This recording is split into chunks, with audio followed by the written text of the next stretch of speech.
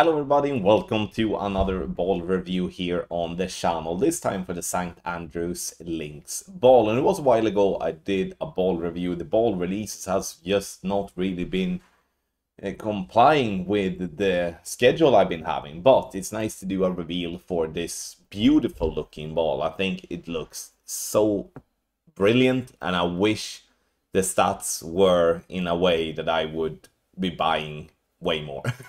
I mean, obviously I'm not sitting here hoping to spend money every week, but obviously when the ball looks good and there is a specific stat that you may looking for, you know, you want them to align. But before I start babbling on about this ball, make sure that you do hit the thumbs up button, also subscribe to the channel and turn on the notifications. For those of you that are looking for the ultimate tournament text guides for the St. Andrews 18-hole cup that we are playing right now, or for any other tournament, or for Tour 7 to Tour 13 tour guides or Checkpoint Challenge, scan the QR code on the screen or go directly to patreon.com/golfclashtommy via the link that is in the description down below.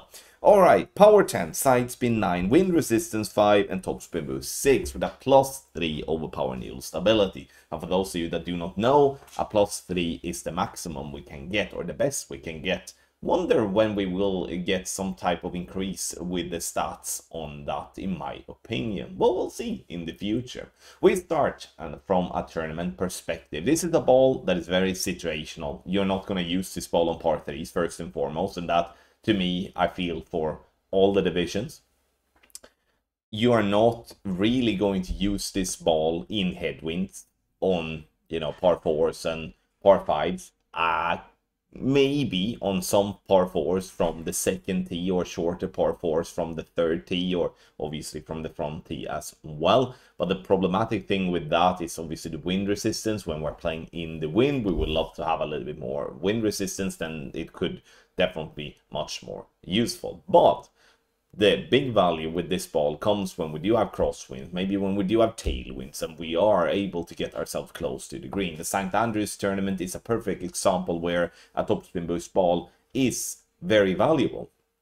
I mean, this is still a topspin boost 6 ball, so it's still having a decent chunk of topspin boost to be used. It's just the wind resistance that is like, oh, if it would have been like wind 6 or maybe wind 7 or something like that, then I would not be all over it, but it would definitely increase the rating a lot. Because even though we like to send it, if we're sending it in a situation where we on the second shot have a wind that is like higher than we feel confident with, then obviously what's the point in using that ball? So I give this ball a rating of 5.5 out of 10. Again, in specific situation, it would be 100% a 10 out of 10 ball. Every ball would be that, but if we're looking at it for general use, then 5.5 out of 10 is where I'm landing. 4 out of 10 on tour play. And here we come back to the thing that I say every single time about balls. Power 10 in tour play are no good in shootouts. Sure, I can always sit here and say, oh, you can only you can change ball when you go to shootout, but what would that be for me suggesting you investing 2 balls on tour play, where you should really be able to come around by just using 1 ball? We have done it in the past. We will be able to do it now. I can see the situations where, you know, it's an appealing wind and we do want to push it to maybe not go to shootout. I feel like then, yes, this ball could definitely get into the match. But when we do get to shootout, it's definitely not going to be a ball that we want to use, and we would like to swap because we do not like the fact that we do have power 10. We do not like the fact that we do have a wind resistance 5. And you know, that's definitely not making it a good tour play ball. So 4 out of 10 is what I'm landing there. But this ball is most definitely a valuable ball in Checkpoint Challenge. Sure, we can be picky here and look at it and say, okay, a wind resistance 10 and a topspin boost 10.